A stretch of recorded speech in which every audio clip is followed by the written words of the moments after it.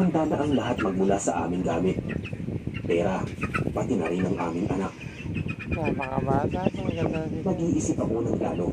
Ay, bagay na naman ako. Kaya nag-iiliwan. Laking gulat ko nang yakapin niya ako at sinabing mahal na mahal niya raw ako. Napakaganda ng pasisiyo ko sa inahinintay ni Tumingin siya ng Senador. pasensya sa akin pero Nabil namin sa hindi ex. naman nagpawala ng aking galit.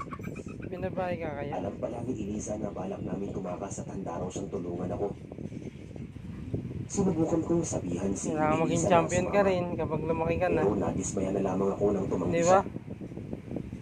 Hindi For ko na lang always siya be pinilit. champion. Kahit sobrang sakit sa akin. Anak ka ng tatay mong gold na Nung nag-champion. gabing Ha? yun ay sinabihan niya ako na puntahan daw ang kanyang kababata.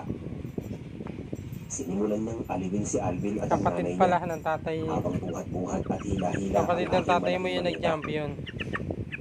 Nang makalabas kami sa pinto, ay muli kong nilingon si Eliza. Muli ko siyang